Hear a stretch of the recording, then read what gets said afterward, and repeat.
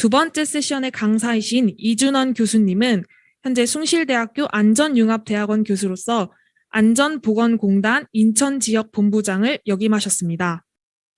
그럼 이준원 교수님을 모시도록 하겠습니다.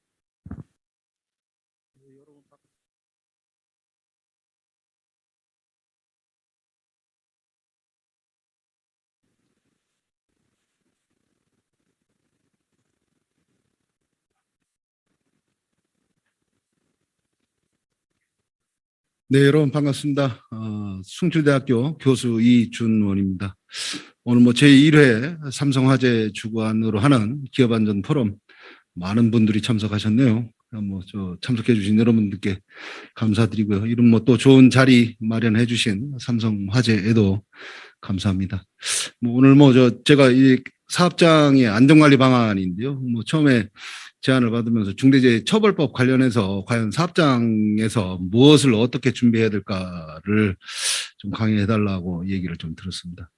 요즘 사실 코로나로 다들 어려우시잖아요. 어려우시고 게다가 이제 중대재해처벌법이라고 그러면 좀 심적 부담이 많죠. 저도 주위에 사업하시는 분들 얘기를 들어보면 중대재해처벌 과연 어떻게 준비해야 되냐, 또 우리가 좀 처벌 대상으로 해서 좀 모면하려면 어떻게 해야 되냐, 이런 여러 가지 얘기들을 많이 하시는데요. 저도 사실 정답은 없습니다. 근데 그냥 뭔가 중대재해처벌법을 만든 이유는 사업장에서 안전관리를 좀 잘 좀 하라는 그런, 아마 그게 제일 목적일 거고요. 그래서 약간 사망사고라든가 사고 좀 줄여서 안전한 대한민국 만들고 안전한 사업장 만들고 근로자들 다치지 않고 사망하지 않고 하는 그런 취지인 것 같아요. 제가 이제 한 70여 분 정도 여러분들하고 이제 소통하는 시간인데요.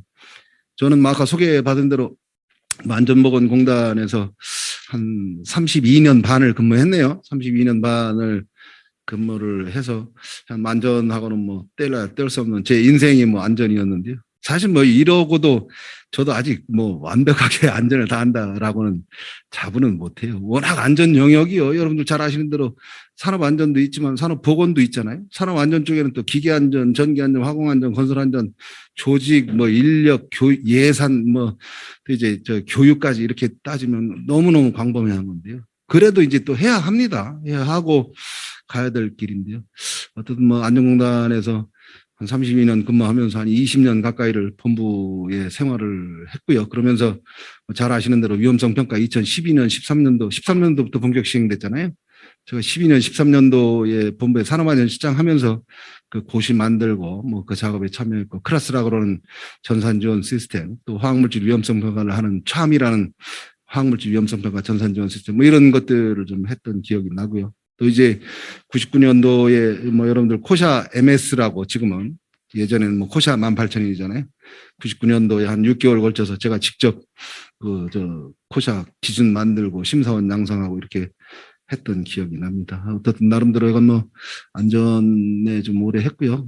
공부도 원래는 제가 기계설계학을 전공했는데 안전공단에 오면서 안전공학으로 해서 석박사를 좀 했습니다. 자격도 젊었을 때 열심히 공부하라고 많이 썼고요. 사실 공인노무사입니다. 제가 87년도 1회 공인노무사인데 그게 2년이 돼서 안전공단으로 인연을 맺어서 32년을, 이 사람의 운명인 것 같아요. 여러분하고 저하고 지금 만남도 그렇지만 좋은 인연일 수 있도록 소통 잘 하도록 그렇게 하도록 하겠습니다. 간단하게 제 소개 드렸고요. 제가 오늘 말씀드릴 내용은 여러분들도 사실 다 아는 내용일 수도 있습니다. 워낙 지금 이 방송을 보시고 계시는 분들은 다 현업에서 안전에 대해서 또 책임을 가지고 계시거나 임원분들이나 아니면 현업에서 안전 업무를 하시는 분들이실 텐데요. 그래도 한 번쯤은 또 제3자의 입장에서는 이렇게 생각한다라는 걸로 해서 좀 이해를 해주시고 필요하신 거, 궁금하신 거 있으시면 질문을 주시면 방송 끝나고 답변을 드리도록 하고 필요하면 추후라도 답변 드리도록 하겠습니다. 제가 오늘 말씀드릴 내용은 이제 우리나라의 산업재해가 어떻게 현황으로 심각하냐라는 걸 좀 먼저 말씀드리고요. 그리고 이제 우리나라 산업안전보건의 역사를 좀 바꾼 3건의 사망재해가 있었는데 그 사망재해에 대한 사례하고 거기에 대한 시사점 좀 말씀드리고, 안전경영이 왜 중요한가. 물론 중대재해처벌법이 금년도 1월 27일 날 국무회의 통과돼서 내년도 1월 27일부터 시행이 되지만 중처법 플러스 또 작년도 1월 16일 날 산업안전보건법이 전면 개정이 됐잖아요. 강화가 됐잖아요. 그래서 그런 내용 위주로 해서 안전 경영을 좀 잘 해야 되겠다라는 그런 중요성하고 대책 말씀드리고, 마지막으로 이제 제가 뭐 어디 가면 항상 하는 강의인데요. 그 안전관리를 좀 하기 위해서 이렇게 좀 해주십시오. 저로서 드릴 수 있는 한 5가지 팁 이렇게 드리고 마무리하는 걸로 하겠습니다. 자, 먼저 산업재해 발생 현황입니다. 제가 이제 공단에 있다 보니까 이제 공단 자료에 공단에서부터 계속 쓰던 그런 내용인데 어떤 업데이트는 했습니다. 작년도에요. 그 산업재해, 그러니까 뭐 4일 이상 요양을 요하는 재해죠. 11만 명, 그러니까 한 10만 8,379명 정확히는. 근데 이제, 이게 재해율로 따지면 0.57인데요. 그러니까 100명당 0.57명, 그러니까 200명에 1명 정도가 산업재해를 당한다라고 보시면 되는데, 뭐 근로일수 365일 꽉 잡아도 하루에 한 270명 정도가 산업 현장에서 산업재해를 당하는 겁니다. 그거보다 이제 더 안타까운 거는 사망재해자인데요. 2,062명입니다. 이 사망 만인율이 10,000명당 1.09명이 사망을 하는, 뭐 상당히 좀 높은 그런 수치인데, 2,062명 365일 근로일로 따져도 하루에 한 6명 내지 7명이 사망하는 그런 안타까운 그런 상황에 처해 있다. 뭐 그래프를 보시면 원만하게 줄어는 왔어요. 많이 줄어는 왔는데 최근 들어서 이제 또 0.5%대에서 정체되고 사망 만인율도 뭐 이런데 이게 더 줄어야 되거든요. 지금 사망자, 재해자 뭐 이 숫자는 OECD 회원국 중에서 거의 꼴찌 수준 입니다. 이게 그만큼 뭐 우리가 이제 사망이 많다, 산업재해가 많다라고 그러면 우리 안전의식이 아직도 좀 미비하다 이런 건데, 뭐 그럴 수밖에 없었다라고 이제 당위성을 설명하면 뭐 우리는 뭐 50년 만에, 불과 50년 만에 경제개발 원조를 받는 나라에서 원조를 해주는 나라가 됐잖아요. 그동안에 이제 빨리빨리 하지 않으면 안 되는 그런 상황이었어요. 근로자들의 생명 건강 중요하지만 먹고 살아야 되니까 뭐 그런 상황이었는데, 이제는 우리나라가 3만 불이잖아요. 세계 경제 규모 뭐 9위를 하니 8위를 하니 뭐 7위를 하니 뭐 이렇게 해서 따지고 있는 이런 정도의 국가 대한민국에서는 이제는 이런 재해 안전도 좀 신경을 좀 써야 되겠다. 안전하지 않으면 작업을 하지 않는 그런 문화로 좀 가야 되겠다라는 그런 차원에서 산업재해 발생 현황을 좀 말씀을 좀 드렸고요. 이게 이제 업종별로 발생 형태별로 보면 뭐 다 아시는 대로 제일 위험한 업종이 건설업입니다. 전체 한 50% 정도가, 이게 아까 말씀드린 2,000명 정도의 사망자 중에서 사고 사망으로 2019년도에 855명이 사망했는데요. 이 건설업에서 428명이 발생합니다. 전체 한 50%입니다. 뭐 잘 아시는 대로 건설업은 이제 고층으로 좀 올라가잖아요. 이 추락 사망 뭐 이런 것들이 많은 거예요. 이제 완전하게 추락하지 않도록 이 안전 조치를 해야 되고, 근로자들도 안전대를 매야 되고, 안전모를 착용해야 되고, 뭐 이런 조치들이 완벽하면 정말 반으로 줄일 수 있거든요. 그래서 뭐 지금 뭐 고용노동부도 마찬가지고 안전공단도 마찬가지고 뭐 패트롤 하면서 건설 현장 다니면서 뭐 안전모 착용해라, 뭐 안전조치 했나 안 했나 확인하고 뭐 이렇게 하고 있는데, 어떻든 건설업이 가장 심각한 업종이고, 그다음에 이제 제조업 한 25% 정도 됩니다. 그다음에 서비스업 뭐 이런 순인데, 어떻든 건설업, 제조업 상당히 좀 위험한 그런 사고가 다발하는, 사망 사고가 다발하는 그런 상황이라는 거 말씀드리고, 5인 미만 뭐 이번에 뭐 중처법 대상에서는 제외됐지만 뭐 많은 사망자가 또 발생을 합니다. 이 사고 발생 형태별로 보면 이제 아까 건설 현장에서 거의 절반 정도가 나는데 한 40% 정도가 떨어지면 추락 사망 사고거든요. 이제 높은 데서 떨어지니까 뭐 머리부터 떨어져서 뇌진탕으로 사망하거나, 불과 뭐 이 높은 데라 그러니까 뭐 굉장히 높은 뭐 5m, 10m를 생각하시는데, 불과 2m 높이에 뭐 사다리나 이런 게 난간에서 떨어져 가지고 머리부터 떨어져 뇌진탕으로 사망하는 사고도 꽤 많이 있습니다. 그래서 이게 근본적으로 추락 방지 조치라든가 근로자의 추락 예방을 위한 안전대라든가 안전모 착용 뭐 이런 조치들이 좀 돼야 되고, 이 뭐 설비적으로 우선 해야 됩니다. 그래서 그런 노력도 좀 필요하더라. 떨어지면 한 40%, 그다음에 이제 컨베이어 같은데 끼임 이런 사고가 12% 정도. 그래서 떨어진 끼임이 거의 절반 이상이 넘는 뭐 그런 상황이라서 그 두 가지에 대해서 특별히 또 사망 사고 예방을 위해서는 관심을 좀 가져야 되겠다라는 생각을 하고요. 자, 이 사망재 발생 현황을 외국하고 좀 비교를 해보는데, 이게 나라마다 이제 통계 하는 연도가 기준이 좀 다릅니다. 그래서 작년도 우리가 사고 사망이 0.46이었는데 미국이 0.35, 일본이 0.20, 영국이 0.08인데 영국에 비해서 6배 정도가 높다라는 거예요. 6배 정도면 뭐 우리 사고 사망으로 한 900명 정도 되는데 한 200명 정도라는 거거든요. 근데 이제 산업혁명은 영국에서부터 일어났잖아요. 영국에도 뭐 공장이 없습니까? 뭐 다 하는데 어떻든 뭐 영국에서 안전관리를 또 잘 했기 때문에 또 유럽 쪽이 또 그런 면에서 또 규정을 잘 지키고 또 안전조치를 또 잘하고 뭐 이런 것 때문에 그런 것 같아요. 어느 정도 해서 우리도 이 사고 사망을 좀 더 줄여 나가야 되지 않을까 해서 요 커트를 말씀드리고요. 이 경제적인 손실인데요. 뭐 아무래도 기업을 하는 이유는 뭐 이윤 창출 아닙니까? 기업을 해서 돈을 벌어서 근로자들도 행복하고 사업주들도 약간 돈을 버는 뭐 그런 내용인데요. 이 산업재해로 인한 경제적 손실도 엄청 많은 거예요. 한번 그림을 보십시오. 이게 동그라미가 몇 개예요? 12개입니다. 12개. 얼마예요? 25조 원입니다. 25조 원. 이게 2019년도 기준으로 산업재해로 인해서 경제적 손실이 25조 원인데요. 2020년도에는 또 6조 원 정도로 좀 올라가 가지고 한 30조 원 정도로 또 올라갔습니다. 이게 30조 원 정도면 우리나라 1년 예산이 한 500조 원이 좀 넘거든요. 뭐 내년도 한 600조 한다 그러는데 거의 한 5% 정도가 산업재해로 인해서 경제적인 손실이 난다. 이 절반 줄이면 뭐 재난지원금 뭐 다들 좋아하시는지 모르겠지만 어떻든 한 번 더 줄 수 있는 그런 정도의 돈입니다. 어떻든 근로자의 생명을 지키고 건강을 챙기는 그런 면에서 안전을 관리를 하다 보면 경제적인 손실도 많이 줄일 수 있다라는 그런 생각을 합니다. 자, 하인이라는 사람, 뭐 저는 학교에서 안전관리론을 강의를 하는데요. 야, 그러면 사고가 왜 일어나냐를 한번 봤는데, 이 뭐 하인이라는 사람이 이렇게 얘기를 했어요. 이 재해가 일어날 때, 그러니까 인명 손실이라든가 재산 손실이 일어나기 전 단계는 반드시 사고가 있더라. 상해 사고든 무상해 사고든 이런 것들이 있는데, 이 사고가 일어나기 전 단계는 반드시 또 불안전한 상태하고 불안전한 행동이 있더라라는 거예요. 그럼 밑에 보시면 이제 불안전한 상태라 그러면 설비적인 결함이라든가 뭐 이런 내용들이죠. 그게 한 10% 정도 되고 불안전한 행동이 한 88%다.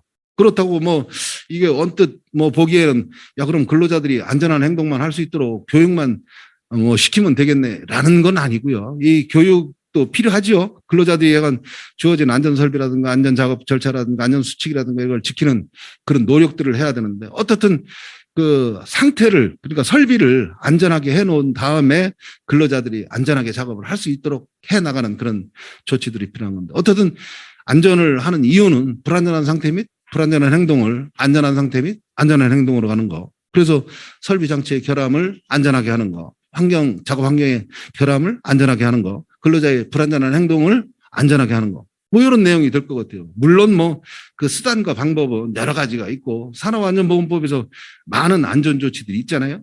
아까 말씀드린 대로 기계적인 설비에 의한 그 사고를 예방하기 위해서 기계안전이 있고요. 또 감전, 전기의 취급에 의해서 감전사고를 예방하기 위해서 전기안전이 있고요. 또 이제 화학물질, 화재, 폭발, 누출사고 많이 나잖아요. 거기에 대비하기 위해서 이제 그 화공안전, 화학안전이 또 있고요. 그 다음에 이제 산업보건, 산업위생 뭐 이런 것도 있고요. 건설, 토목, 또 이제 안전교육이라든가 안전조직이라든가 각종 위원회라든가 뭐 이런 것들 뭐 이래서 산업안전보건법 조항이 한 1100개 조항 정도 되는데 어떻든 불안전한 상태를 안전한 상태로 만드는 거는 거기까지 돼 있어요. 근데 이제 여러분들 오늘 공부하시는 뭐 중대재해처벌법의 내용을 보면 뭐 그거보다도 더 이제 뛰어넘는 그런 내용들이 사업자의 의무사항에 들어가 있거든요. 예를 들면 조직을 어떻게 만들어라. 또 인력을 어떻게 전문가를 채용해라. 또 예산을 반영을 해라. 안전 교육을 해라. 또 위험성 평가죠. 설비의 유해 위험 요인을 찾아가지고 스스로 개선할 수 있는 노력을 하고 그걸 또 점검해라. 위험성 평가로 가름한다. 그런 조항이 있잖아요. 뭐 이런 것들. 또 이제 경영 방침을 뭐 수립하고 거기에 따라서 그 안전 경영 목표를 그 안전활동 계획, 목표 뭐 이런 것들을 짜서 할 수 있도록 해서 종합적으로 이제 안전을 하지 않으면 안 되는 그런 단계. 그러니까 불안전한 상태, 불안전한 행동 이런 거를 떠나서 이제 총괄적인 총체적인 안전을 해라라고 명시적으로 해놓은 게 중대재해처벌법이 아닌가 싶습니다. 어떻든 그 사고는 불안전한 상태와 불안전한 행동 뭐 겹치거나 둘 중에 하나만 있으면 발생합니다. 그 이전에 이제 인간의 사람 근로자들의 결함이라든가 사회적 환경 요인도 있지만 어떻든 그런 것들이 바탕이 돼서 불안전한 상태, 불안전한 행동이 만들어지면 그게 이제 사고로 이어지고 재해로 이어지더라. 그러면 재해를 예방하려면 그 사망 사고를 예방하려면 뭘 해야 된다? 불안전한 상태, 불안전한 행동을 안전한 상태, 안전한 행동으로 해야 된다. 뭐 이런 내용이거든요. 물론 뭐 말은 쉽죠. 근데 이제 그런 노력들이 얼마나 힘든가는 이제 시스템적으로 안전관리를 해야 될 필요가 있다 해서 그 요번에 중대재해처벌법에 들어간 내용을 보면 위험성 평가 내지는 안전보건 시스템 뭐 이런 쪽으로 해서 시스템적인 접근을 많이 강조하고 있는 걸로 저는 읽었습니다. 자, 그러면 사고를 예방할 수가 있냐? 또 뭐 하이니 같은 사람인데요. 뭐 미국의 민간 보험회사예요. 뭐 삼성화재처럼 미국의 민간 보험. 그 이제 미국은 이제 민간에서 산재보험을 하잖아요. 우리처럼 뭐 국가 산업재해보상보험법을 만들어 가지고 근로복지공단에 국가에서 그걸 보험을 징수하고 보험을 보상하고 뭐 이런 게 아니고 미국에는 이제 민간에서 산재보험을 가입하고 거기에서 이제 보상을 해주는 거. 지금 우리나라는 연구실 안전환경 조성에 관한 법률에 따르면 학생 사고가 났을 때 민간보험을 들어라 2억 원까지 보상할 수 있도록 뭐 이런 것들이 돼 있는데 어쨌든 우리 산재는 하인리가 이제 미국의 보험회사 직원인데 산재 사고 난 거 보상해 준 거를 다 분석을 해봤어요. 그랬더니 1대 29대 300이라는 원칙을 한번 발표를 했는데 야, 전체 한 330건의 사고 내역을 한번 보니까 그 중에는 무상해 사고가 한 300건이 있고 그 중에 이제 경상 사고들, 단순한 사고들이 한 29건 정도가 있고 그러다 보면 330건 안에는 한 건이 그 사망 사고가 있더라. 이거 3,300건이면 10건의 사망 사고가 발생할 수도 있다라는 그런 내용이거든요. 그러면 이거는 거꾸로 얘기하면 사망재해를 예방하기 위해서는 뭐를 관리해야 된다? 경상사고를 예방해야 돼요. 경상사고를 예방하기 위해서는 뭘 관리해야 된다? 무상해 사고를 관리해야 돼요. 그래서 이 330건의 아차 사고를 포함한 무상해 사고 포함한 이런 평소에 안전관리를 잘 해야만 사망사고를 예방할 수가 있다. 이 사망사고만 관리한다고 또 되는 것만은 아니다라는 그런 논리인데요. 이 거꾸로 얘기하면 어떻든 우리 주변에 아차 사고 사례라든가 또 이제 개선 사례, 뭐 제한제도라든가 회사에서 그런 걸 운영하잖아요. 이 사업장의 유해 위험 요인을 제일 잘하는 사람은 근로자거든요. 그래서 지난해 1월 16일 날 산업안전보험법이 바뀌면서 그 근로자가 반드시 위험성 평가에 참여를 해라라고 돼 있거든요. 그 왜 위험성 평가를 참여해야 되냐? 사업장의 유해 위험 요인을 근로자가 제일 잘 알기 때문에 위험성 평가에 참여해서 유해 위험 요인을 파악하고 개선 대책을 수립할 때 근로자가 같이 참여할 수 있도록 하도록 의무화를 해놨어요. 그래서 그런 내용으로 해서 평소에 위험 관리, 유해 위험 요인 관리를 잘 해야만 사망 사고를 예방할 수 있다라는 그런 논리로 사고 발생 이론을 간단하게 설명을 드렸고요. 자, 사고 예방이 그럼 가능하냐? 가능하다라고 보는 거예요. 그래서 지금 뭐 안전관리를 통해서 유해 위험 요인이 높은 거를 낮은 수준으로 낮추는 거. 위험성 평가가 그거잖아요. 유해 위험 요인을 파악해서 거기에 따라서 발생 가능성하고 중대성하고를 곱하든가 더하든가 행렬로 하든가 해서 위험성의 크기를 정해서 거기에 위험성을 낮춰나가는 과정. 그게 이제 위험성 평가잖아요. 안전관리를 잘하면 사고 예방이 가능하다. 이런 마음으로 가야 된다는 거예요. 그래서 그런 쪽으로 사고 예방은 가능하다.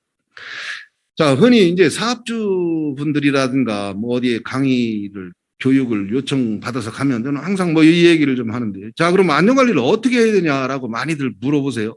뭐 답은 간단해요. 근데 이제 그 실행이 좀 어렵지만 하여간 뭐 제일 중요한 거는요.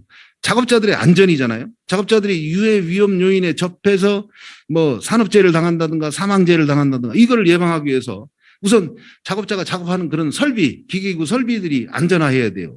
뭐 위험기계기구인 크레인, 리프트, 압력용기, 프레스 뭐 이런 것들은 안전인증 기준이 있고 제작 기준, 설치 기준, 안전 기준이 있어서 검사 기준까지 있어서 안전하게 검사까지 하는 그런 시스템이 돼 있잖아요. 우리 자동차 검사받는 거랑 똑같아요. 그래서 기계기구들에 대해서 그 위험성에 따라서 그 특화해서 설비를 안전화해야 되는데 뭐 위험기계기구에는 반드시 안전장치가 있어야 되잖아요. 승강기 우리 맨날 타고 다니는 승강기에도 뭐 과부하가 걸리면 자동으로 삐삐 울리면서 작동이 멈추도록 하는 거, 비상시에 정지시키도록 하는 거, 또 공가 방지 장치라든가 또 과속 방지 장치라고 해서 거버너 뭐 이런 것들 그냥 전반적으로 설비가 안전화지면 근로자들이 실수를 해도 안 다친다는 얘기죠. 뭐 여러분들 설비 안전할 때, 안전 관리를 할 때 항상 하는 게 페일 세이프하고 풀프루프 이런 개념으로 얘기하잖아요. 그래서 그 기본적인 안전관리 개념으로 해서 설비가 안전화해야 되는데 법에서 정하는 거는 최저 기준인데 법에서 정한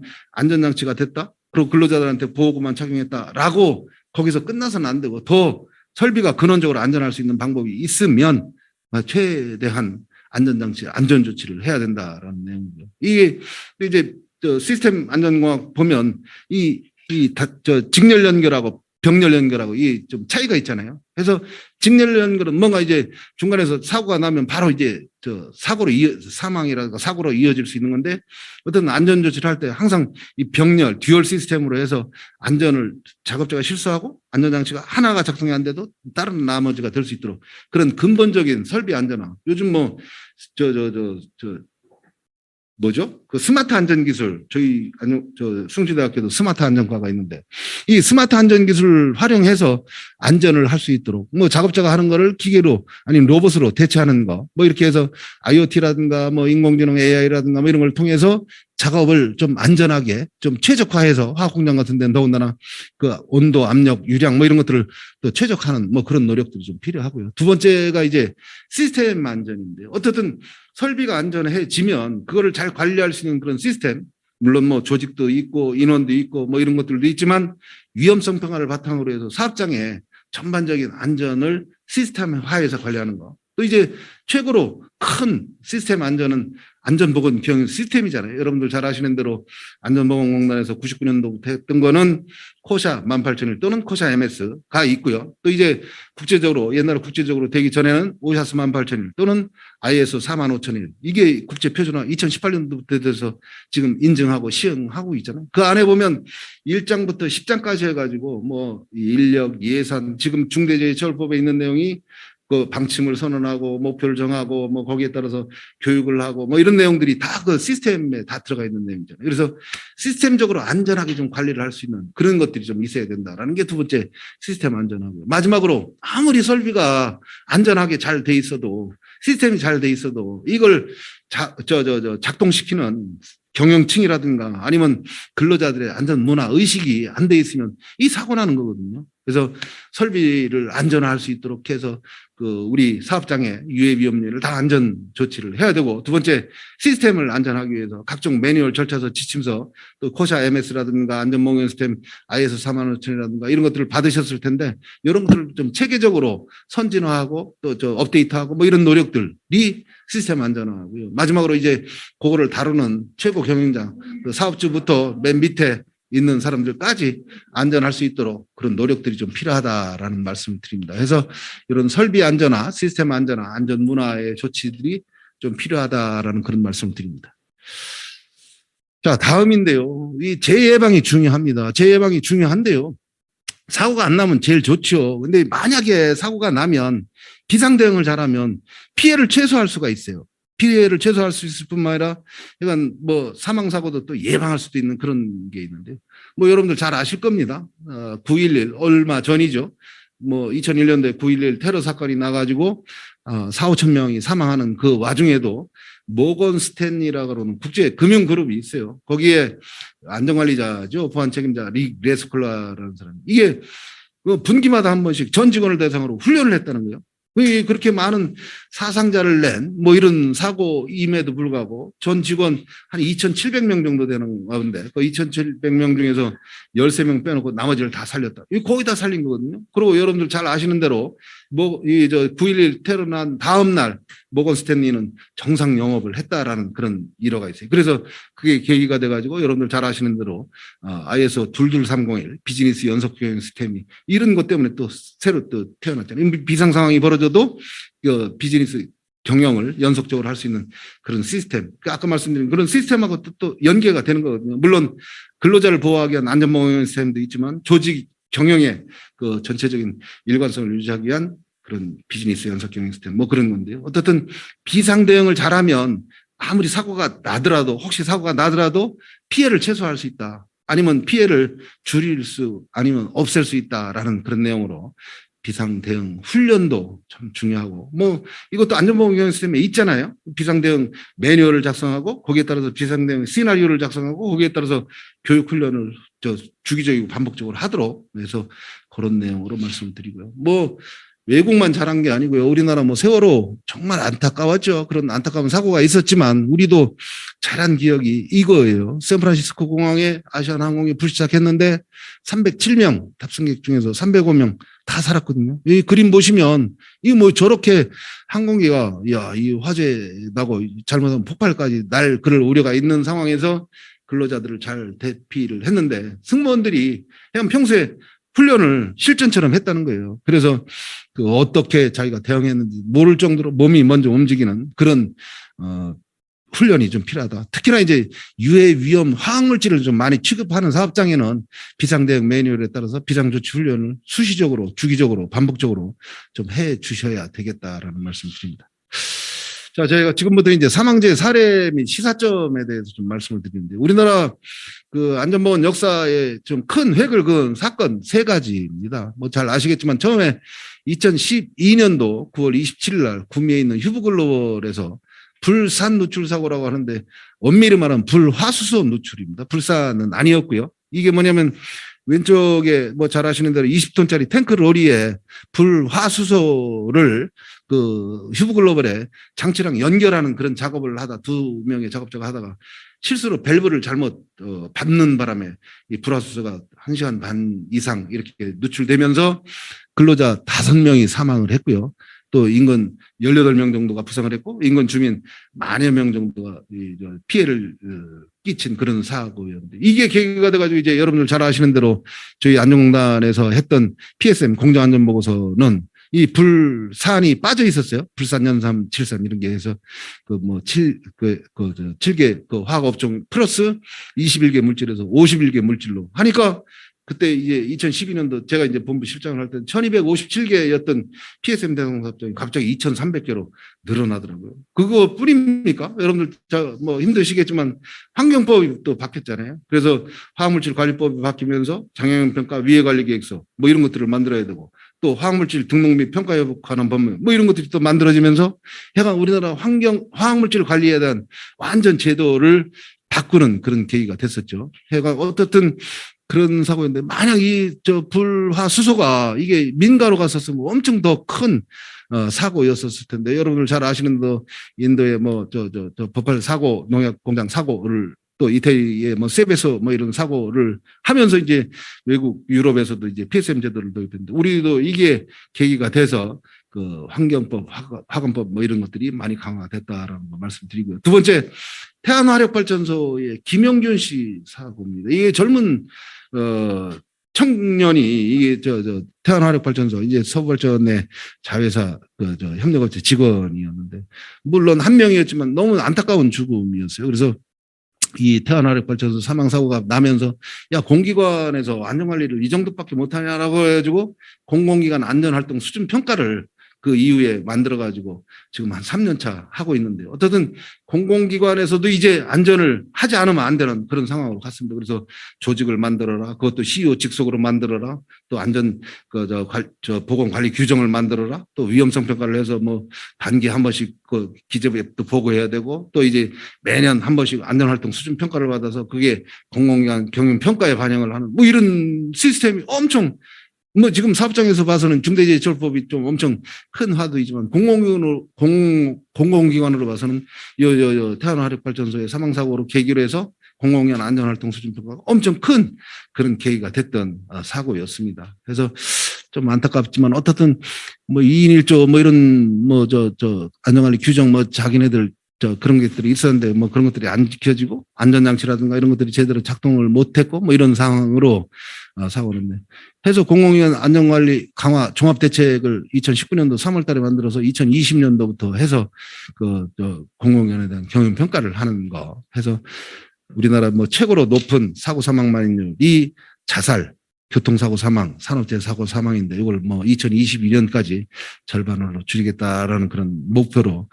추진을 하고 있는데 뭐 사실 뭐 성과는 아직까지는 없지만 그래도 많은 노력들은 여기저기 많이 시스템이 강화되는 그런 노력들을 했다라는 거 말씀드리고 마지막으로 이제 중대재해처벌법 뭐 여러분들 오늘 관심이 있어 하시는 그 분야의 직접적인 계기라고 생각을 해요. 작년도 4월 달이죠. 이천 물류창고 신축 공사 현장에서 38명이나 한꺼번에 사망을 하는 그런 사고가 있었어요. 뭐 잘 아시는 대로 어떻든 우레탄 폼 작업을 하는 지하에 이제 그 냉동 설비를 하기 위해서 우레탄 폼 작업을 하는 작업에 주위에 용접 용단 작업 뭐 승강기를 설치하는 뭐 그런 거 해서 그날 9개 협력업체에 78명이 작업을 했다 그러는데 도저히 같이 작업을 해서는 안 되는 그러니까 그 화재가 당연히 날 수밖에 없는 유증기가 발생하는 장소에 불꽃 작업, 용접 작업, 점화원 작업을 했다. 이게 있을 수가 없는 일이었잖아요. 그래서 물론 뭐 공기 때문에 그랬다고 그러는데 어떻든 이 이천 물류창고 사고를 계기로 해서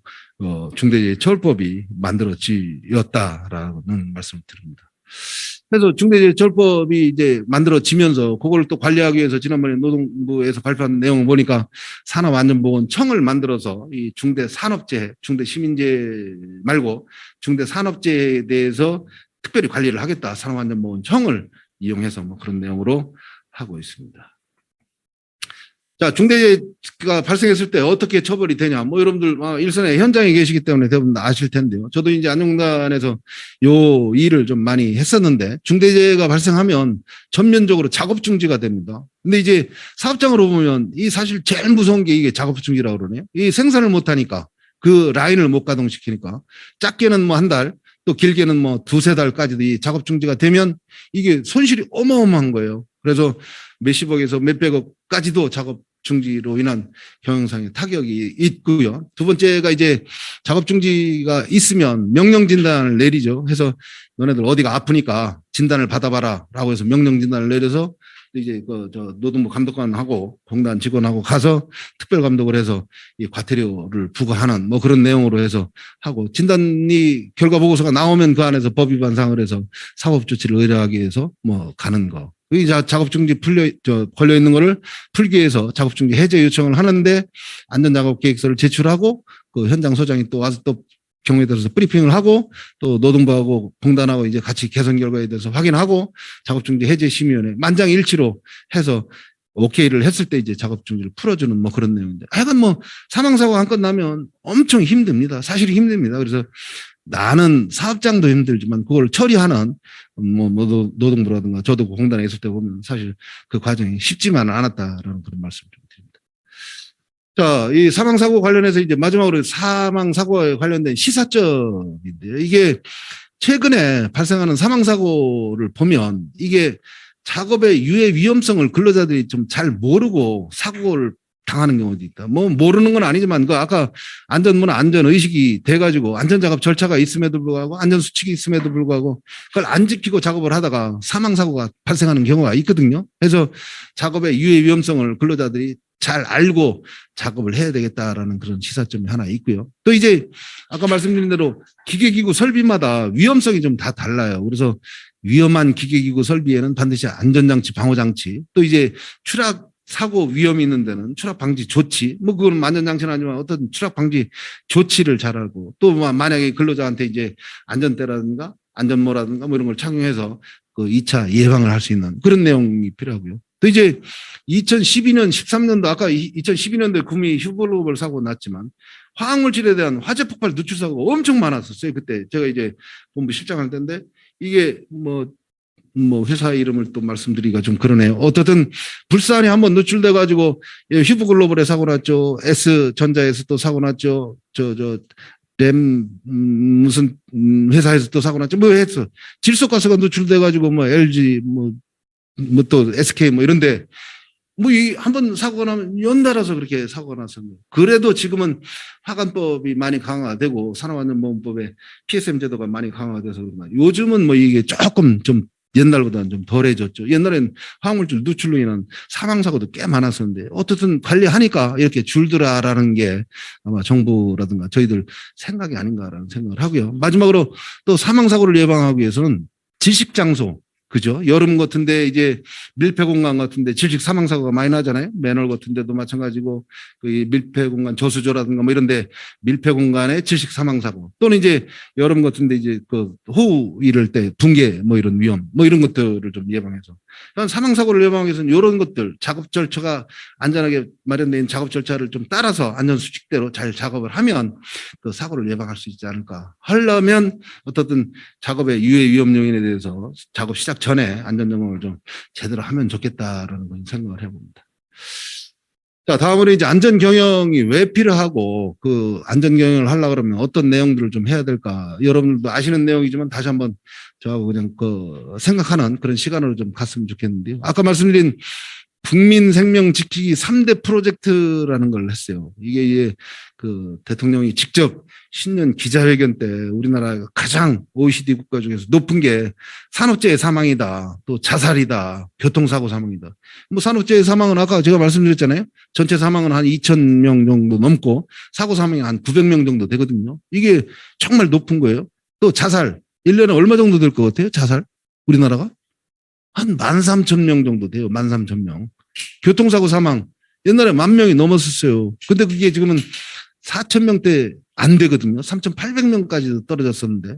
그 10,000명 넘는 교통사고 사망을 줄인 게 그 두 가지라고 저는 생각을 하는데 이 안전벨트를 착용하게 했잖아요. 근데 뭐 여러분들도 생각하시겠지만 한 10년 전, 20년 전 뭐 이렇게 됐을 때는 안전벨트 안 매고도 운전을 하던 시절이 있었어요. 모르겠어요. 저도 87년도, 88년도에 공단에 입사해서 사업장 출장을 가야 되니까 이제 차를 사가지고 이제 다니고 그랬습니다. 그때만 해도 안전벨트를 안 매도 뭐 경고등이 울리지도 않고 뭐 아무런 뭐 단속도 안 하고 그랬는데 어느 순간 이게 단속을 하기 시작하는 거예요. 왜? 교통사고 사망이 너무 많은 거예요. 10,000명 이상 넘게. 이걸 줄이려고 그러면 어떻게 해야 된다? 이 안전벨트를 맨 상태에서 고속도로에서 사고 나면 이게 사망까지는 안 가거든요. 안전벨트를 안 맨 상태에서 그 고속도로 과속을 하다가 사고 나면 운전자가 튕겨져 나가요. 그러다 보니까 그런 사망이 너무 많으니까 그걸 줄이기 위해서 안전대를 매게끔 해야 된다. 그 방법이 뭐냐? 이제 여러분들 산업안전하는 거랑 가만히 생각을 해보시면 반추가 될 거예요. 뭐 절반으로 이상 줄였잖아요. 이게 법규를 강화한 거예요. 안전벨트를 안 매면 과태료를 물리겠다. 이 법적 제재 조치를 강하게 한 거죠. 또 두 번째, 이 뭐 법만 가지고 됩니까? 이제 뭐 단속도 물론 하지만 그래서 이 안전벨트를 안 맸을 때 기계적으로 설비적으로 안전하기 위해서 경고음을 울리게끔 어떤 거는 또 지게차 같은 경우는 안전벨트를 안 매면 시동이 안 걸리는 그런 조치까지 해놨어요. 뭐 그런 내용. 또 이제 안전벨트를 매도록 하는 뭐 캠페인 뭐 방송 같은데 한번 보시잖아요. 뭐 이런 것들 보면 약간 뭐 안전벨트를 매는 그런 내용으로 해서 드라마 같은 데 보면 예전에는 뭐 그런 거 없이도 했지만 해서 총체적으로 이 대응을 하면 안전해질 수 있다. 교통사고가 대표적으로 제가 봐서는 뭐 잘한 케이스인 것 같아요. 그래서 이런 종합적으로 안전에 대한 제도적인 개선이 필요해야 되고 설비적인 개선이 필요해야 되고 아까 말씀드린 안전 문화. 안전벨트를 요새 안 매고 운전하기에는 좀 그렇잖아요. 안전벨트를 차를 타면 일단 벨트부터 매게 되는 그게 이제 문화거든요. 스스로 맬 수 있는 거. 이제 우리 산업 현장에도 야, 이 안전 작업 절차 안전 수칙을 무시하는 거는 이거는 안전 문화가 아니야. 이거는 사망에까지 갈 수 있어라는 그런 생각으로 안전조치를 스스로 작업자들이 할 수 있는 그런 문화. 사업주들도 약간 뭐 위험하면 작업을 하지 않게끔 하는 그런 문화가 안전문화인데 그런 방향으로 또 가야 되겠다라는 생각을 합니다. 그래서 노동부에서 노동자의 생명과 안전을 지키겠다는 그런 내용으로 해서 아까 말씀드린 한 969명 2016년도 2018년도부터 했는데 2016년도에 그 정도 960명에서 한 500명 이하로 2022년 내년이잖아요. 근데 아직도 작년도에 뭐 한 800명 후반이라서 뭐 쉽진 않겠지만 어떤 노력은 열심히 했고 앞으로도 이런 성과는 언젠가는 좀 달성을 해야 되겠다. 그래서 제조업에는 특히 끼임 사망 사고가 많이 발생하고요. 보건 쪽에 지식 사망 사고가 많이 발생하고 있고 건설 쪽에 추락 사고 사망 이런 쪽으로 특별히 좀 사망 사고 예방을 위해서 관리를 해야겠다라는 말씀드립니다. 정부의 정책은 어떻든 산업재해로부터 위험으로부터 자유로운 안전한 일터를 좀 만들겠다라는 거고 선진국 수준으로 사망재를 감소시키겠다라는 그런 내용입니다. 그래서 사업주 중심의 그 안전활동을 원청 발주자까지 책임을 묻는 또 이제 산업안전보건법이 지난번 개정되면서 특수 형태 종사 근로자 포함했죠. 또 이제 멘탈, 정신 건강까지도 관리하는 뭐 그런 내용으로 해서 그 안전을 강화하는 정부 정책으로 가고 있다. 또 준수 풍토 조성 강화를 위해서 이제 과태료 즉시 부과라든가 뭐 이런 것들을 시행을 하고 있다라는 내용이고요. 뭐 이제 언론에 보면 항상 뭐 이런 얘기가 나와요. 뭐 위험의 외주화로부터 근로자를 보호해야 되는데 위험의 외주화 때문에 사망 사고가 많이 난다. 예를 들어서 이제 삼성전자에서 CO2 누출 사고가 났다라고 해서 삼성전자 직원이 사망한 게 아니잖아요. 협력업체 직원이잖아요. 그래서 협력업체 발주 저 도급 뭐 이런 것들도 다 관리를 해서 모기업이 또 어느 정도 책임을 지는 뭐 해서 징역이 7년 벌금이 1억으로 상당히 좀 올라갔습니다. 그래서 안전경영을 왜 해야 되냐 뭐 결론적으로 말씀드리는 그런 거예요. 이제는 아까 제가 말씀드린 대로 우리가 3만 불이잖아요. 경제규모 10위권 안쪽에 들어와 있잖아요. 이제는 근로자의 생명과 건강보다 더 소중한 가치가 없다. 경제적인 발전도 중요하지만 이제는 그 근로자를 좀 보호해야 된다라는 거. 이 뭐 막상 재해를 당한 근로자는 근로자뿐만 아니라 그 가족들의 고통이 어마어마하거든요. 뭐 아시잖아요. 뭐 그런 내용에서 야 우리 회사에서 일하는 근로자들을 정말 안전한 건강한 작업 환경에서 일을 시켜야 된다. 이런 차원에서 안전경영이 필요하다라는 거고요. 두 번째는 아까 중대재해 사망재해가 발생하면 뭐 작업 중지부터 해가지고 뭐 엄청 복잡한 과정이 있잖아요. 뭐 손실이 이제 중대재해 처벌까지 또 만들어졌잖아요. 더 커진다는 얘기예요. 그래서 이제 기업의 수익, 생존 뭐 이런 거 관련해서도 좀 있어야 된다라는 거예요. 참고로 2008년도에 이제 영국의 기업 살인법이 만들어졌잖아요. 그걸 뭐 벤치마킹해서 우리나라가 가져온 건데 제가 어느 그 연구 논문에 보니까 야, 이 기업 살인법이 만들어지고 나서 중견 규모, 중소규모 이 사업장이 폐업을 한 그러니까 그 속된 말로 망한 회사가 엄청 많이 늘어났다는 거예요. 왜 사업주들이 그 벌 받고 뭐 하다 보니까 부재한 상황에서 기업이 경영이 정상적으로 안 되니까 그런 사고가 많이 있었다고 그러는데 어떻든 뭐 우리가 반면교사 삼아서 잘 해야 되겠지만 어떻든 기업의 생존과도 직결되는 거다. 이제 앞으로 안전은 뭐 그런 거고요. 노사의 중요한 이슈로 지금 등장되고 있고 요새 뭐 기업의 사회적 책임 뭐 이거 많이 강조하잖아요. 그래서 기업의 뭐 사회적 책임을 완수하기 위해서라도 안전보건은 좀 해야 된다. 그래서 안전보건은 사업주가 정말 안전보건이 최우선 경영을 해야 된다는 그런 방침, 목표 이런 걸 가지고서 안전제일의 마음으로 추진을 해야 되겠다라는 그런 말씀을 좀 드립니다. 자, 안전경영을 하면 뭐 금방 말씀드린 그런 내용이에요. 사업주가 확실한 의지 천명을 하고 자율안전보건 경영을 하면 기업이 발전할 수 있다. 뭐 사고 없이 안전하면 근로자들의 생산성도 올라갈 거고 전반적으로 이제 모든 것들이 안전해지니까 뭐 좋은 그런 긍정적인 효과가 있다라는 말씀을 좀 드립니다. 자, 중처법 관련해서 제가 이제 여러분들하고 안전보건과 관련된 사업주 안전보건 확보 의무만 한번 뽑아봤어요. 그래 이제 여러분들이 아까 전번 시간에 이제 변호사님으로부터 설명을 드렸기 때문에 제가 중요한 내용만 간단하게 좀 설명을 드리면 어떻든 사업처벌법에 있는 거예요. 사업주와 경영 책임자, 뭐 이제 중대처벌법의 이제 처벌 대상이죠. 안전보건 확보 의무가 있는데 예산을 그 안전관리 체제를 구축을 해라. 거기에 따라서 또 이행을 해라. 이런 내용이잖아요. 그게 뭐 이제는 안전을 관리할 수 있는 전문 인력을 채용해야 돼요. 그리고 예산을 이제는 늘려서 확보를 해야 돼요. 그 정확한 시스템, 여기서 뭐 체계지만 어떤 시스템을 구축해서 이행하는 그런 노력이 있어야 된다라는 거고. 두 번째 이제 재해가 발생했을 때 재발 방지 대책을 잘 수립하고 이행을 해라. 세 번째, 뭐 중앙행정기관이라든가 지방자치단체, 예를 들어서 고용노동부라든가 환경부라든가 이런 안전법령들이 있잖아요. 거기에 따른 개선, 시정, 요구에 관한 이행을 제대로 해라라는 거예요. 또 안전보건 관계 법령에 따른 의무가 여러 가지가 있는데 그런 것들을 이행하기 위한 관리상의 조치를 해라. 이 이제 시행령에 좀 더 자세한 내용으로 풀어놨거든요. 그 시행령에 지난번에 이제 23일까지 그 입법 예고를 했던 그 내용을 보면 어떻든 중대 산업재해와 관련된 안전보건 관리 체계를 구축하고 이행에 관한 조치를 해라라고 해서 뭐 여러분들 다 아시겠지만 노동부에서 얼마 전에 그 가이드를 내려보냈어요. 그 가이드의 내용이 보면 좀 방대하고 아주 쉽게 또 설명을 해놨는데 뭐 쉽지만 뭐 또 이행하려고 그러면 또 어렵죠. 근데 어떻든 이 사업장에서 해야 될 일이 안전보건 목표를 정해라. 안전보건 경영 방침을 설정해라 이런 거거든요. 두 번째, 유해 위험 요인에 대해서 확인하고 개선하고 또 그걸 또 업무를 어떻게 처리할까 그 절차까지도 마련하고 이행 상황을 정리하라. 이게 이제 위험성 평가예요. 위험성 평가가 위의 위험 요인을 파악하고 위험성을 결정해서 개선 대책을 수립해서 시행해 나가는 거. 뭐 이런 것들로 해서 위험성 평가를 해라라는 게 내용이 있고요. 또 안전보건에 대한 전문 인력을 배치해서 안전보건 업무를 충실히 수행해라.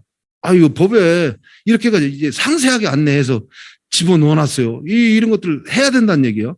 또 매년 안전보건 인력이라든가 시설이라든가 장비 이 적정 예산이 편성되고 집행되고 그거에 대해서 관리가 되고 있는지 이거를 확인해라 이런 내용이거든요. 또 500명인 사업장에서는 그 안전보건 업무에 관한 전담 조직을 이 공공기관에 이렇게 돼 있거든요. 안전보건 전담 조직을 설치해서 운영해라.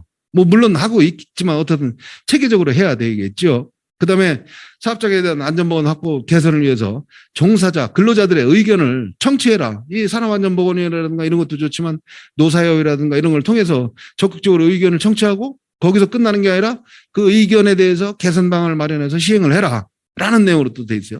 또 중대산업재해가 발생할 급박한 위험이 있을 경우 작업을 중지해라. 대피해라. 보고해라. 위험 요인을 제거해라. 이런 대응 절차를 마련하고 구호 조치라든가 추가 피해 방지 조치, 뭐 보고 절차 이런 것들을 마련하고 또 반기에 한 번 점검을 해라라고 돼 있어요. 이게 엄청 세진 거예요. 이게 대부분 다 안전보건 경영 시스템 아까 말씀드린 코샤 MS라든가 ISO 45000에 있는 내용들이거든요. 근데 이제 그거보다 더 디테일하게 시행령에 이제 집어넣어 놨어요. 거기에 보면 또 가이드에 보면 더 요거보다도 더 어떻게 해야 되는가 방법들이 나와 있거든요. 그래서 또 업무를 도급하거나 용역을 주거나 위탁을 줬을 때도 안전을 관리해라. 그런 내용으로 해서 처벌법 시행령에 이런 사항들이 있다라는 걸 말씀드리고요. 자, 사업주와 경영 책임자의 안전 확보 의무 중에서 시행령 제5조에 보면 관리상의 조치는 뭐냐라고 했을 때 자, 안전보건 관련 법령에 따른 의무 이행 여부를 점검해라. 단기에 한 번.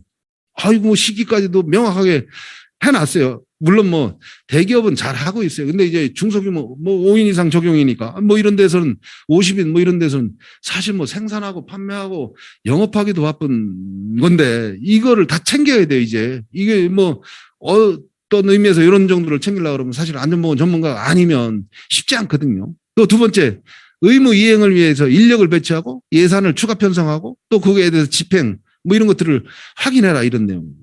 또 안전보건 교육에 대해서도 한 꼭지를 집어넣어놨어요. 그래서 안전보건 교육을 실시하는지 여부를 확인하고 만약 교육을 안 했으면 교육을 실시하도록 지시를 하고 또 관련 예산을 확보해라. 이게 엄청 디테일하게 좀 돼 있어요. 그래서 야, 이런 것들이 만약 이행이 안 되면 아까 변호사님 말씀대로 면책이 안 될 텐데 사실 뭐 면책되기가 그렇게 쉬운 건 아니겠지만 어떻든 최소한의 안전조치거든요. 법에서 정한 거는. 이런 정도도 안 해서 사고 난다 그러면 이제 책임을 묻겠다라는 그런 내용이기 때문에 이 법에서 정한 거는 꼼꼼하게 한번 살펴보실 필요가 있다. 대응을 준비를 해 놓으셔야 될 필요가 있다. 불과 이제 4개월 남았잖아요. 내년도 1월 27일이면. 그래서 그런 노력 준비가 좀 필요하다라는데 여러분들이 다 아시는 내용이에요. 그래서 야, 그러면 금방 보신 내용이잖아요. 안전보건 조직 인원을 어떻게 할까? 뭐 이런 체계로 돼 있잖아요. 사업주 밑에 안전보건 관리 책임자인 공장장이 있고 그 밑에 이제 관리감독자 각 부서회장으로 관리감독자를 임명하고 그걸 보좌하기 위해서 안전관리자, 보건관리자가 또 스텝으로 옆에서 지원을 하고 또 이제 도급을 준다, 뭐 하도급을 준다 그러면 협력업체가 있다 그러면 안전보건 총괄 책임자를 선임하고 안전보건 관리 담당자를 선임하고 뭐 이런 내용으로 해서 안전보건위원회를 구성하고 뭐 이런 내용으로 해서 안전보건 조직을 만들어야 되고요. 자, 위험성 평가 뭐 잘 아실 거예요. 매번 하니까 2013년도부터 우리나라가 이제 위험성 평가를 본격적으로 법에서 정해서 하도록 돼 있잖아요. 산업안전보건법 제36조 위험성 평가에 보면 사업주가 건설물, 기계기구, 설비 쭉 해가지고 유해 위험률을 찾아내라. 그리고 또 그걸 개선해라. 안 했을 때 그 옛날은 없었어요. 이번에 법이 바뀌면서 500만 원 이하의 과태료를 물리겠다라는 내용으로 해서 위험성 평가를 하도록 돼 있고요. 뭐 기존의 안전관리가 이제 노출된 위험에 대한 관리만 했다면 근원적 안전관리는 잠재된 위험까지도 관리를 해야 된다. 그래야만 사고 예방을 할 수 있다. 아까 하인리에 1대 29대 300 말씀드렸잖아요. 그러니까 뭐 재발생 요인도 그렇고 재예방을 위한 대책 수립도 그렇고 3E라고 그러잖아요. 기술적인 요인, 엔지니어링 대책이 있어야 되고요. 교육적인 요인, 에듀케이션 대책이 있어야 되고요. 관리적인 요인, 인포스먼트 이런 대책들이 있어야 되고 거기에 따라 또 사고가 났으면 이런 요인으로 사고 조사를 해서 재발 방지를 막아야 된다라는 거예요. 자, 위험성 평가하고 안전보건 시스템은 뗄래야 뗄 수가 없는 그런 관계예요. 시스템이라고 그러잖아요. 시스템이 결국은 계획을 수립하고 거기에 따라 실행을 하고 거기에 대해서 점검을 하고 거기에 따라서 그 개선 조치를 하는 거. 이게 이제 시스템 PDCA 이게 시스템이라고 그러는데 뭐 안전보건 쪽에는 안전보건 시스템이고 품질 관리를 위해서 품질 경영 시스템이 있고 9,001이 있잖아요. 또 환경 관리를 위해서 환경 경영 시스템 14,001이 있고 뭐 이런 거예요. 거기에 이제 모태가 되는 게 이제 위험성 평가를 통해서 사업장에 해당되는 그런 매뉴얼 절차서 지침서를 만들어 나가는 그런 노력들이 된다. 제가 봐서는 중대재해처벌법의 대부분은 위험성 평가를 해라. 또 안전보건 시스템을 구축해라라고 하는 내용에서 대부분 다 인용을 해서 다 와 있기 때문에 위험성 평가만 제대로 잘 하고 안전보건 시스템만 제대로 잘 작동을 시키고 구축을 하고 작동을 시켜도 어느 정도는 대비가 되지 않을까라는 생각을 합니다. 그래서 뭐 안전보건 시스템 잘 아시는 분 아시겠지만 안전보건 방침을 수립하고 계획을 수립해서 실행 운영하고 점검 시정 조치를 해서 경영자가 검토를 하는 요걸 지속적으로 반복하고 개선하는 그런 게 시스템이다라는 걸 아실 거예요.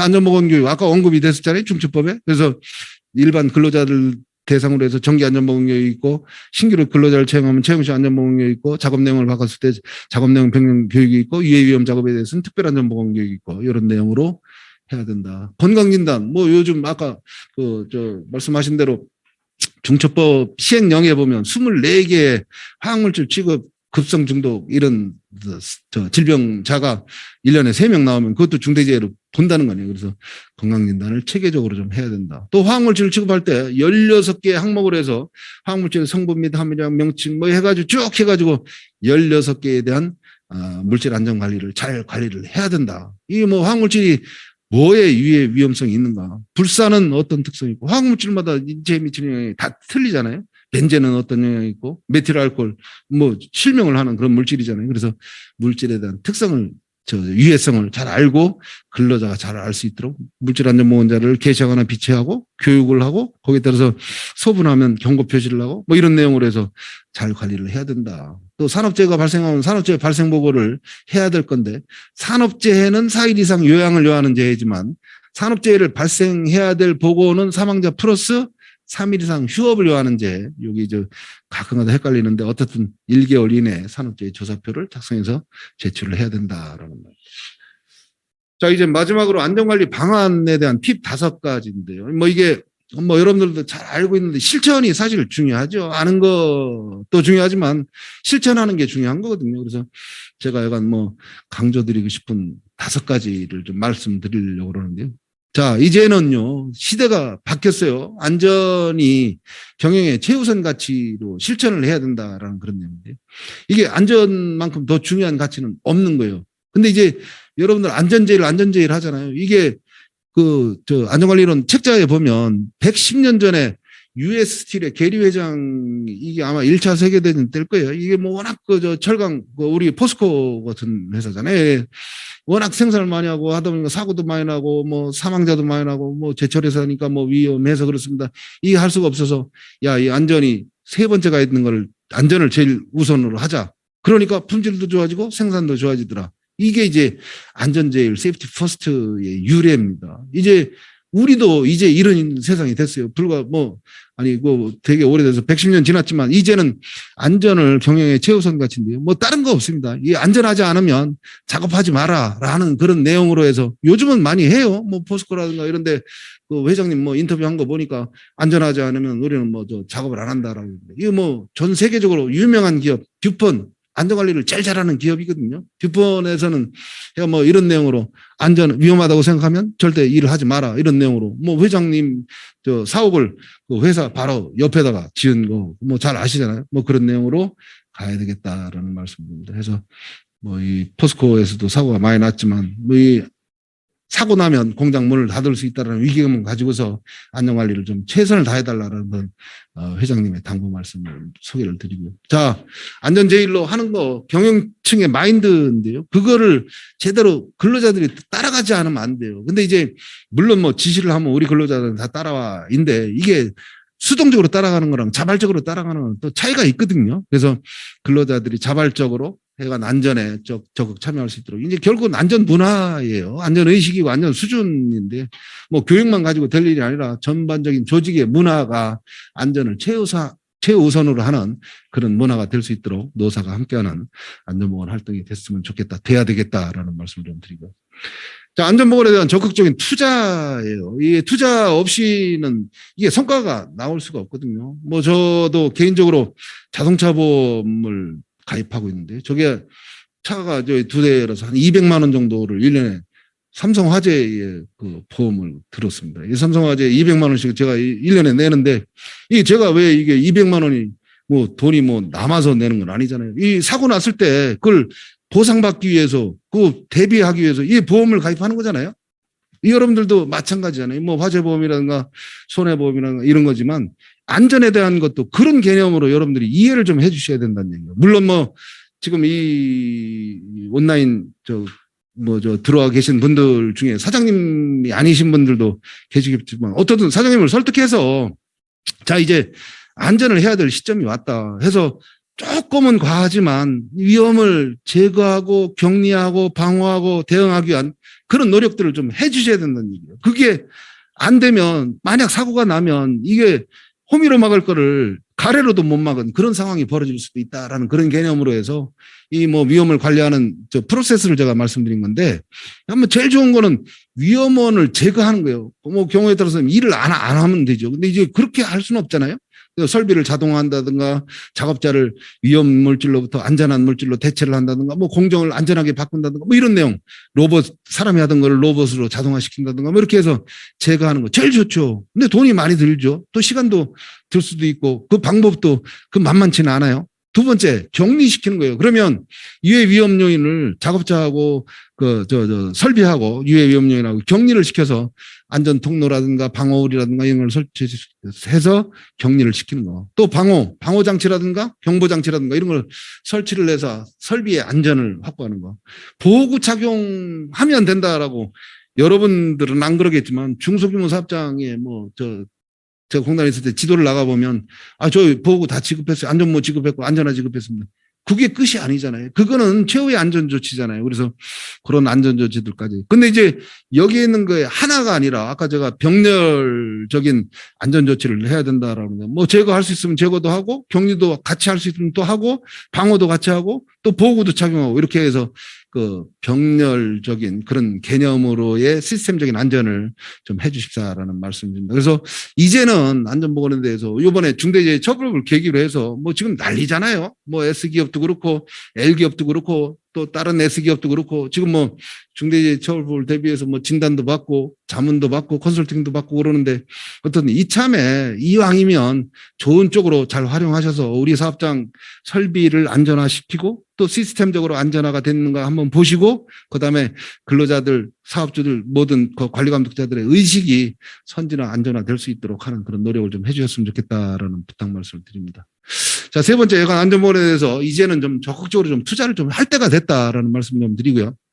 네 번째는 시스템으로 정착해야 된다는. 제가 뭐 이게 꼭 시스템을 해라라고 말씀을 안 드려도 이 중대재해처벌법의 그 시행령 내용을 보면 다 이제 시스템적으로 안전관리를 해라라고 돼 있어요. 그래서 이제 지금 뭐 시스템적인 안전관리라고 해서 옛날에 안전보건이 좀 등한시된 시절에서 이제는 최우선 경영을 좀 해야 된다. 그렇지 않으면 안 되는 시절이 왔다라고 그러는데 어쨌든 안전보건도 이제는 경영의 중요한 한 요소로 이렇게 관리해서 안전보건에 대해서 종사하는 근로자들에 대해서 안전보건을 최우선으로 하는 그런 정책이 좀 필요한데 그 디테일한 시행 방법은 코샤 MS라든가 아니면 IS 45000이라든가 이런 데 안전보건 시스템에 잘 나와 있습니다. 그래서 그런 내용을 철저히 이행하는 그런 내용으로 갔으면 좋겠다. 마지막입니다. 그래서 근로자들의 건강에 대한 관심인데요. 사실은 이제 근로자들의 건강이고 시행령 중처법 시행령에도 이제 24가지의 급성 중독이라든가 화학물질의 건강 유해성 이런 것도 나오지만 어떻든 이제는요 근로자들의 생명 건강 이게 중요한 시점이에요. 지금은 안전이 이게 중요하게 이제 화두가 돼 있지만 어느 순간 이제 건강 쪽으로 가는데요. 지금 지나온 역사를 보면 그래요. 그동안에 요통재해라든가 감정 노동에 의한 자살 이런 것들 산업재해로 인정이 안 됐었거든요. 불과 5년 전만 해도 그랬었거든요. 근데 이제는 전화 교환이라든가 백화점 판매원이라든가 이런 분들에 대해서 감정 노동으로 스스로 자살을 하시더라도 그것들이 산재로 인정되는 시절이 와요. 근데 지금 화학물질에 대한 건강은 이게 바로 나타나는 게 아니고 이 위험처럼 바로 이제 뭐 손이 벤다든가 뭐 이런 뭐 상해를 당한다든가 이런 게 아니고 이게 잠재돼 있다가 어느 순간에 또 터져버리기 때문에 그 평소에 특히나 이제 화학물질에 대한 관리를 잘 하시고 건강에 대한 관리를 좀 잘 해주십시오. 그러려면 이제 건강검진이라든가 자궁환경 측정이라든가 뭐 이런 것들을 또 잘 해야 되겠죠. 해서 뭐 요번에 이제 중처법의 시행령에는 빠졌지만 뇌심혈관계 이게 사망사고의 더 많은 부분을 또 차지하거든요. 또 근골격계 질환, 단순 반복 작업에 의한 그런 것들. 그래서 뭐 필요하면 그 사업장의 외유 공간이 되면 이 보건관리도도 뭐 저 전문 인력을 채용하지만 또 건강관리실 이런 것들 잘 운영할 수 있는 그런 시스템으로 좀 만들어 주시는 그런 노력들이 필요하다. 특히나 이제 화학물질을 취급하는 사업장 같은 경우는 이 화학물질이 순간 뭐 노출이 돼도 그 중독을 일으킬 수 있는 그런 물질들, 독극물 같은 걸 취급하는 사업장이 있어요. 그래서 그런 거에 대해서는 특별히 관리를 좀 해 주셔야 될 필요가 있다라는 말씀드립니다. 자, 제가 말씀드린 내용을 어느 정도 정리를 하기 위해서 두 컷을 좀 더 말씀드리고 마무리를 하려고 그러는데요. 약간 뭐, 우리나라가 그동안에 50여 년 동안은 빨리빨리 살아오느냐고 사실 안전을 좀 등한시했던 건 사실이에요. 근로자들의 생명과 건강이 최우선시 되던 시절은 아니었잖아요. 근데 이제는 뭐 워낙 사고가 또 많이 나고 또 이제 사고 난 가정에 이제 인권적인 보호 차원에서도 사고를 예방해야 된다. 안전한 대한민국이 돼야 된다. 안전한 사업장이 돼야 된다. 그러려면 약간 불안전한 상태 및 불안전한 행동을 안전한 상태 및 안전한 그 행동으로 이게 전환하는 그런 노력이 해야 되는데 여러분들 사업장에 근로하는 근로자에 대한 안전 보건은 여러분들 사업장의 책임으로 보는 거예요. 산업안전보건법도 그렇고 중대재해처벌법도 그렇고 그래서 그런 차원에서 우리 모두의 좀 노력이 좀 필요한 시점이다라는 말씀을 드리고요. 아까 뭐 제가 안전을 하기 위해서 설비가 좀 안전화해야 되고 또 이제 시스템적으로 안전해야 되고 근데 이제는 그 설비 안전은 어느 정도 돼 있어요. 물론 뭐 아까 스마트 산업 안전 기술까지 말씀드리면 더 많은 노력을 해야 되고 이제 기술이 발전하면서 설비도 바뀌면 발전하면서 거기에 따른 안전 조치도 엄청 바뀌어야 되거든요. 이 스마트 기술에 따른 또 다른 유해 위험 요인이 나오기 때문에 거기에 따른 안전 조치들도 해야 되는데 어떻든 그렇게 설비 안전화 뭐 이런 쪽으로 좀 가야 되지만 또 시스템적으로 안전하게 가야 되지만 제일 중요한 거는 이 중대재해처벌법 제정을 계기로 해서 CEO부터 밑에 있는 근로자까지 안전을 좀 생활할 수 있는 그런 안전 문화가 좀 정착이 되고 성숙이 되고 좀 발전이 되겠다라는 것까지 말씀드리면서 제 교육을 마치도록 하겠습니다. 어떻든 뭐 쉽지는 않은 상황인 걸로 알고 있어요. 또 이제 열심히 하는 사업장은 있어요. 열심히 하시는 사업장이 있는데 왜 중대재해처벌법까지 만들어서 사업장을 좀 힘들게 하냐라고 하실 수 있겠지만 뭐 세상의 객관적인 입장에서 보면 이 1년에 한 2,000명 정도의 사망 또 사고 사망으로 한 900명 정도가 매년 사망하는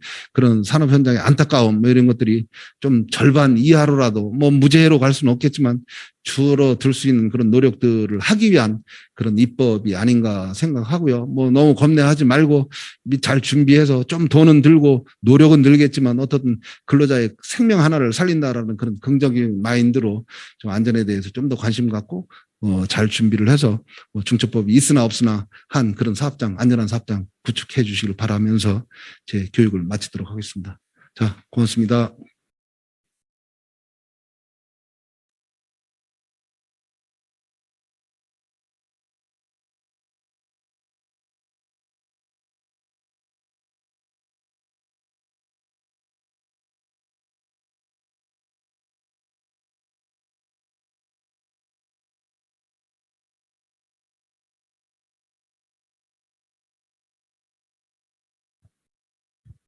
네, 교수님 강의 잘 들었습니다. 너무 네. 재미있었는데요.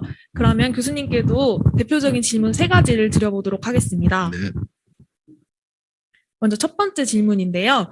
기존의 코샤 MS ISO 45001 체계를 운영하고 있는 사업장의 경우 중대재해처벌법에 대비해 기존 시스템에서 추가 보완해야 할 부분이 있을까요?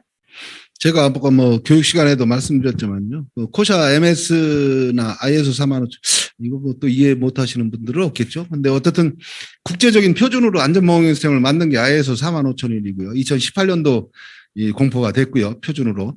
코샤 MS는 안전보건공단에서 만든 단체 표준이라고 보시면 되겠어요. 뭐 제가 아까 말씀드린 대로 1999년도부터 했는데 그 안에 보면 이제 시스템이 있습니다. 이제 그 아까 중대재해처벌법에서 얘기했던 그 내용하고 거의 중첩되는 거예요. 안전보건 방침을 사업주가 선언하고 거기에 따라서 목표를 설정하고 거기에 따라서 실행 계획인 안전보건 관리 계획서라든가 뭐 이런 것들을 하고 노사의 의견을 듣기 위해서 조직을 만들고 인력을 하고 산업안전보건위원회라든가 뭐 이런 것들을 하고 위험성 평가를 하고 뭐 이런 내용으로 되어 있는데 어떻든 시스템상으로 코샤 MS라든가 ISO 45001을 구축을 하게 되면 또 인증 정도까지 받게 되면 제가 봐선 중대재해처벌법에 있는 내용이 어느 정도 다 커버가 될 거라고 생각하고요. 새롭게 공포된 중대재해처벌법의 시행령을 저도 이제 꼼꼼하게 봤는데 야 그런 정도 내용인데 좀 디테일은 있어요. 거기에 보면 아까 뭐 6개월 분기마다 한 번씩 해라, 반기마다 한 번씩 해라, 뭐 이런 내용들이 지금까지 이제 코샤 MS라든가 ISO 45001 그 시스템의 매뉴얼 절차서 지침서가 있는데 거기에 이제 다 반영은 안 돼 있는데 그런 내용들 좀 디테일한 부분을 좀 매뉴얼 절차서 지침서에 업그레이드하는 그런 노력만 하면 되지 전혀 새로운 게 중대재해처벌법에 들어가지는 않았다라고 생각을 합니다. 네, 답변 감사합니다. 그러면 두 번째 질문 드리겠습니다. 중대재해처벌법 시행 대비 사업장에서 준비해야 하는 주요 내용이 있을까요? 그 뭐 안전을 잘 하는 거죠.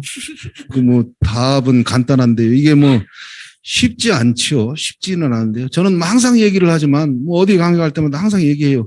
어떻게 하냐고 물으면 설비 우선 유해 위험 설비에 대해서 안전화해라. 그 안전장치하고 안전조치하고 아까 병렬 시스템적인 안전까지 하고 뭐 이렇게 해서 설비가 안전해야 된다. 작업자가 만약 실수를 해도 안전할 수 있는 페일 세이프 풀프루프 개념을 좀 머리에 두어서 안전조치를 강구를 해봐라라는 거. 그러려면 이제 투자가 좀 돼야 되겠죠. 두 번째가 이제 시스템적으로 그걸 관리하기 위해서 조직 인력이라든가 뭐 이게 매뉴얼 절차, 안전작업 허가 절차라든가 비상대응 조치 매뉴얼이라든가 뭐 예를 들면 이런 것들 해서 시스템적으로 안전해야 된다. 그걸 또 운영하는 경영층부터 근로자까지 이 이제 안전 문화가 좀 돼야 된다. 이 뭐 누누이 얘기하지만 그런 것들인데 디테일로 더 들어가면 그 위험성 평가하고 안전보건 경영 시스템 여기에 답이 있다라고 봐요. 그래서 위험성 평가를 잘해서 유해 위험 요인을 파악해서 안전 조치를 개선을 하는 노력을 하고 또 이제 시스템적으로 구축되어 있는 안전보건 경영 시스템을 잘 구축하고 운영을 해서 사업장의 안전 관리를 선진화하는 체계적으로 관리하는 뭐 통계적으로 나와 있는 게 안전보건 경영 시스템을 구축해서 운영을 해서 외국에서 해보니까 연구 논문에 그게 나와 있는데 3년 정도가 지나면 산업재해 감소 성과가 30%에서 50% 정도가 있던데 이게 6년, 7년 정도가 지나니까 70% 정도 재해 예방 효과가 있다고 그러는데 아까 제가 말씀드렸잖아요. 사망재해만 감소시키려고 노력을 해서보다는 아차 사고부터 유해 위험 요인부터 산업재해부터 이렇게 줄여나가다 보면 사망재해까지도 감소시키는 그런 성과가 나올 거다라는 겁니다. 그래서 뭐 특이한 방법은 없고 해가 뭐 열심히 안전을 잘 해주시는 거 그게 답이 아닌가 싶습니다. 네, 열심히. 네, 그럼 마지막 질문 드리겠습니다. 방금도 위험성 평가가 중요하다고 해주셨는데 그럼 그 실시 방법이나 기법이 또 별도로 따로 있을까요? 뭐 위험성 평가 기법은 뭐 여러분들도 아시다시피 엄청 많아요. 제가 이제 위험성 평가 고시를 2012년도에 공단에서 만들면서 이제 중소규모 사업장의 혜택, 위험성 평가를 할 수 있도록 하기 위해서 클래스라고 하는 위험성 평가 전산 지원 시스템을 만들어서 보급을 했거든요. 몇만 개 사업장에서 그 위험성 평가를 그 클래스라고 하는 전산 지원 시스템이 있어요. 거기에는 이제 6개 항목으로 분류가 되어 있는데 보통 뭐 FOM 기법의 그 위험성 평가 기법이라든가 해접 화학 공장 같은 해접 기법이라든가 뭐 FTA, 뭐 ETA 뭐 여러 가지 뭐 PSM 공정안전보고서에 나와 있는 고시에 나와 있는 위험성 평가 기법만 14개입니다. 적 세이프티 어널리시스 포함해서 해서 그런 어느 기법은 사업장의 특성 아니면 사업장의 종류, 규모 뭐 이런 거를 감안해서 위험성 평가 기법을 채택을 하고 그 기법을 그 사업장에 좀 맞도록 필요하면 그 나와 있는 이론적인 그런 위험성 평가 기법의 사업장의 특성을 감안해서 좀 일부 변형을 해서 쓰시면 돼요. 뭐 이 정형화되어 있는 법이 아니니까요. 그래서 그런 내용으로 해서 시중에 뭐 위험성 관련된 뭐 책자도 있고 또 그런 내용으로 뭐 여러 가지 질의 이런 자료들이 있으니까 그런 걸 참고해서 사실 잘 해주시면 위험성 평가가 좀 중요하기 때문에 그런 방법이라든가 기법은 사업장 특성이라든가 업종 이런 거에 따라서 좀 해주시면 좋겠다라는 말씀을 드립니다. 그리고 뭐 필요하면 좀 전문가 자문을 받아야 되는데요. 제가 한 가지 짧게 말씀드리면 사업장이 이제 뭐 컨설팅이라든가 뭐 어제 같은 경우도 뭐 좀 대기업 그룹에 뭐 저 나가 보니까 아우 저 2013년도부터 해가지고 지금 벌써 한 7년, 8년 차 위험 성평을 하는데요. 이거 위험 성평가 하는 내용이 좀 형식적인 내용이 많고 잘 몰라서 그런가 그런 경우인데 가끔가다 한 번씩은 전문가들의 자문을 좀 받고 좀 업그레이드를 하는 그런 노력들이 좀 필요하다라는 첨언을 드립니다. 예. 그럼 저희 채팅으로 올라온 추가 질문 하나 혹시 더 드려도 될까요? 네, 말씀하세요. 그럼 코샤 18001과 코샤 MS의 주요 차이점이 있다면 혹시 무엇일지 궁금하다고 하시네요. 예, 제가 뭐 사실 코샤 18,000을 만들었다고 그랬잖아요. 1999년도에 그 7월부터 시행이 된 게 그 이제 코샤 18,001 또는 코샤 MS인데요. 지금은 이제 ISO 45001이 2018년도에 만들어졌는데 그 가장 큰 차이점은 둘 다 안전몽영 시스템은 맞아요. 근데 이제 코샤 MS 지금 18,000이 이제 MS로 전환이 돼서 MS라고 얘기를 하는데요. 코샤 MS 같은 경우는 이 세 가지의 큰 평가 항목이 있습니다. 처음에가 이제 시스템 분야가 있고, 두 번째가 이제 활동 수준 분야가 있고, 세 번째가 면담 분야, 의식 수준 분야가 있거든요. 그거를 평가를 하는 게 심사 기준에 있어요. 그게 이제 코샤 MS인데요. 이게 좀 차이점이 뭐냐면 제가 이제 만들 때 그런 생각을 했던 거예요. 이 시스템 분야, 그때 이제 ISO 45000은 국제 표준이거든요. 이제 시스템 쪽으로 이제 좀 강화가 돼 있는데 매뉴얼 절차서 지침서에서 제1장부터 제10장까지 이렇게 아까 자원이라든가 예산이라든가 아니면 조직의 운영, 근로자 참여라든가 뭐 이런 내용으로 해서 10장까지 쭉 인 운영 관리라든가 이런 것들이 체계적으로 갖춰져 있는 매뉴얼 절차서 지침서가 잘 돼 있으면 그 안전몽영 시스템 인증 이런 것들은 나올 수가 있는데 야 그거 가지고는 근로자들의 생명과 건강을 지키기 위해서 좀 필요하다 더 필요하다라고 해서 이제 현장의 안전활동 수준을 좀 더 체계적으로 보겠다라고 그래서 산업안전보건법 1100개 조항이 있는 거를 15개 꼭지를 뽑아냈었어요. 지금은 14개 꼭지지만 해서 사업장의 작업장의 안전보건 관리라든가 기계적인 안전, 정기적인 안전 해가지고 15개 항목의 사업장의 안전관리 활동하는 거를 보는 거 그게 이제 안전활동 수준 분야고요. 마지막으로 야 그것도 중요한데 아까 말씀드린 안전 문화가 돼야 되겠다. 이게 심사를 받는데 경영층이 몰라서는 안 되고 근로자가 또 몰라서는 안 되잖아요. 그래서 그런 내용까지도 근로자라든가 최고 경영자, 뭐 관리 감독자, 뭐 이런 관계자들의 의식 수준을 평가하기 위해서 면담 분야를 집어넣었어요. 그래서 그 큰 틀에서는 그렇게 좀 차이가 있는데 뭐 경영 시스템은 같습니다. 근데 이제 공단에서 하고 있는 단체 규격이 코샤 MS고 그 안전보건 시스템 국제 표준이 ISO 45000입니다. 이것도 뭐 좀 더 자세한 내용을 아시려고 그러면 시중에 뭐 그런 책자가 있으니까 한번 보시거나 참고하시면 좋을 것 같습니다. 네, 답변 감사합니다. 네. 오늘 강의 너무 재미있게 해주셔서 감사히 잘 들었습니다. 재미있지는 않았고 아마 심각했을 것 같은데. 그래서 한번 힘내시고요. 잘 좀 해주셔서 우리나라 좀 안전한 사업장 안전한 대한민국 됐으면 좋겠습니다. 고맙습니다. 네, 감사합니다. 감사합니다. 네. 네, 그럼 저희는 3시 25분에 다시 만나 뵙도록 하겠습니다. 감사합니다.